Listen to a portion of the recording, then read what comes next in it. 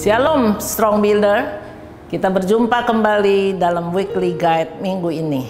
Kita masih di dalam topik Test in Faith, iman yang teruji. Oleh sebab itu hari ini kita juga mau belajar dari satu tokoh yang imannya teruji.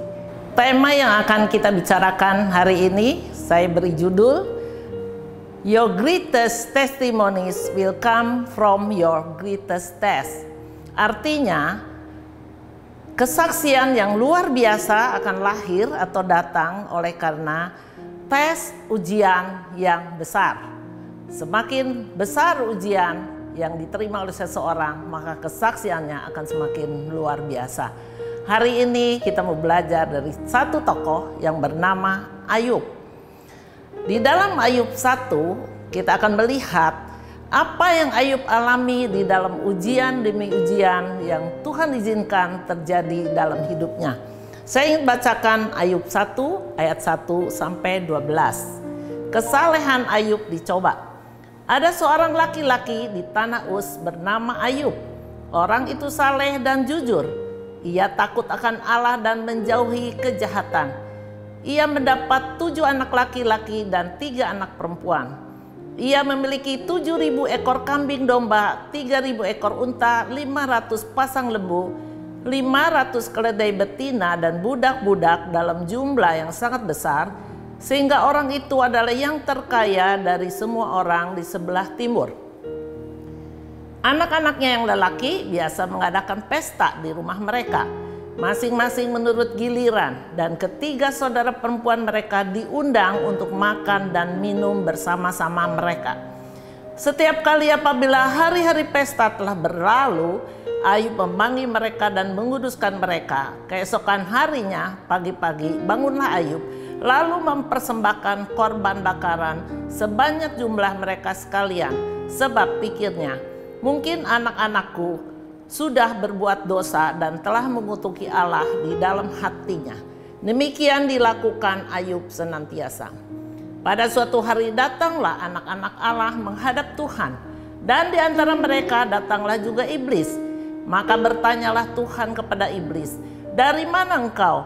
Lalu jawab iblis kepada Tuhan, "Dari perjalanan mengelilingi dan menjelajah bumi." Lalu bertanyalah Tuhan kepada iblis, "Apakah engkau memperhatikan hambaku Ayub?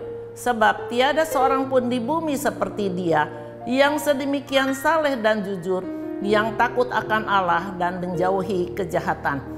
Lalu jawab iblis kepada Tuhan, "Apakah dengan tidak mendapat apa-apa Ayub takut akan Allah? Bukankah engkau yang membuat pagar sekeliling dia dan rumahnya, serta segala yang dimilikinya? Apa yang dikerjakannya telah kau berkati, dan apa yang dimilikinya makin bertambah di negeri itu. Tetapi ulurkanlah tanganmu dan jamalah segala yang dipunyainya. Ia pasti mengutuki engkau di hadapanku." Maka firman Tuhan kepada iblis, "Nah, segala yang dipunyainya ada dalam kuasamu. Hanya janganlah engkau mengulurkan tanganmu terhadap dirinya." Kemudian pergilah iblis dari hadapan Tuhan. Nah, kita sudah membaca latar belakang Ayub yang hidupnya saleh dan benar di hadapan Tuhan. Tetapi Tuhan mengizinkan agar Ayub diuji, dicobai supaya nyata kemurnian imannya. Apa yang Ayub alami di dalam ujian-ujian yang dia hadapi? 1. Ayub mengalami tes kepemilikan atau ujian kehilangan keluarga dan harta benda. Di masa pandemi ini mungkin Bapak Ibu Saudara juga ada yang mengalami ujian dengan kehilangan orang-orang yang kita kasihi, atau kerugian demi kerugian di dalam bisnis kita, sehingga kita membuat khawatir akan masa depan kita. Yang kedua, tes kesehatan, ujian sakit penyakit dan penderitaan. Yang ketiga, tes sosial, ujian diasingkan. Karena pada akhirnya Ayub mengalami sakit penyakit, maka dia diasingkan. Respon Ayub dalam menghadapi ujian, Ayub tetap menjaga pikirannya positif tentang Tuhan. Di dalam Ayub 1 ayat 20 sampai 22, maka berdirilah Ayub lalu mengoyak jubahnya dan mencukur kepalanya.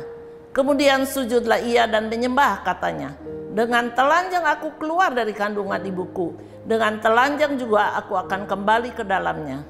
Tuhan yang memberi, Tuhan yang mengambil, terpujilah nama Tuhan."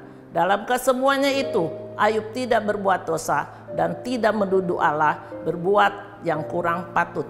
Respon Ayub yang pertama adalah dia menjaga pikirannya positif tentang Tuhan. Yang kedua, Ayub tetap menjaga perkataannya. Di dalam Ayub 2 ayat 9-10, maka berkatalah istrinya kepadanya, "Masih bertekunkah engkau dalam kesalehanmu? Kutukilah Allahmu dan matilah." Tetapi jawab Ayub kepadanya, "Engkau berbicara seperti perempuan gila. Apakah kita mau menerima yang baik dari Allah, tapi tidak mau menerima yang buruk?" Dalam kesemuanya itu, Ayub tidak berbuat dosa dengan bibirnya. Yang ketiga, Ayub yakin bahwa Allah memihak kepadanya. Ayub 19 ayat 25. "Tetapi aku tahu penebusku hidup, dan akhirnya ia akan bangkit di atas debu." Ayub percaya Allah tidak berlaku curang. Ayub 34 ayat 12. "Sungguh Allah tidak berlaku curang, yang maha kuasa tidak membengkokkan keadilan." Ayub percaya Allah berkuasa.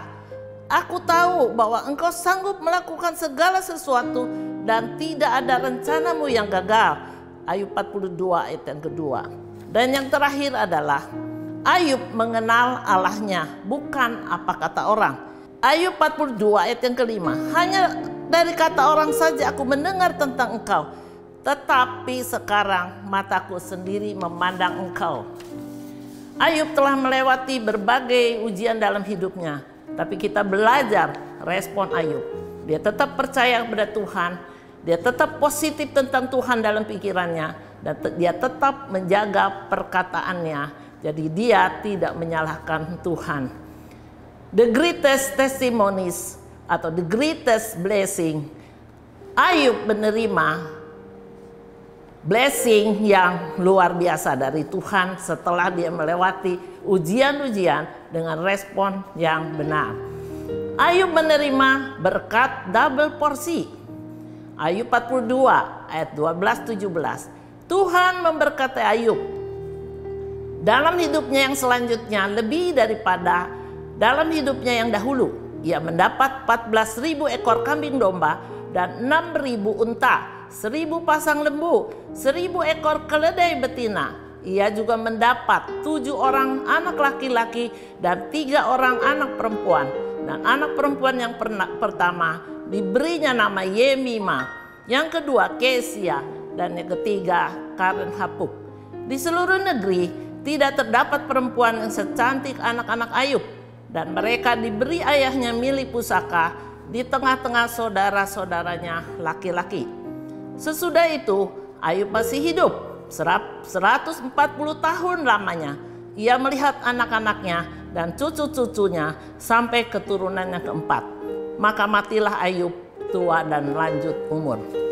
Nah, di dalam masa-masa hari ini, Bapak Ibu yang mengalami ujian demi ujian, mari belajar dari tokoh Ayub supaya kita menang dalam ujian dan menerima berkat yang dari Tuhan, kemenangan demi kemenangan, dan mujizat demi mujizat dalam hidup kita. Pertanyaan diskusi untuk Komsel. Yang pertama, ujian iman apa yang sedang Anda alami saat ini? Ya, Bapak Ibu, Saudara bisa cerita kepada Komsel. Bapak Ibu sedang mengalami ujian demi ujian apa hari-hari ini? Dan yang kedua, bagaimana respon Anda terhadap ujian iman yang sedang dialami? Biarlah setiap kita belajar, sekalipun ujian iman kita besar, tapi kita percaya Tuhan tidak pernah meninggalkan kita. Karena Tuhan akan menemani kita, Dia ada di dalam setiap musim kehidupan. Selamat berdiskusi di dalam Komsel. Dan biarlah kita mendapatkan berkat yang besar melalui kehidupan Ayub yang hari ini kita pelajari. Tuhan Yesus memberkati.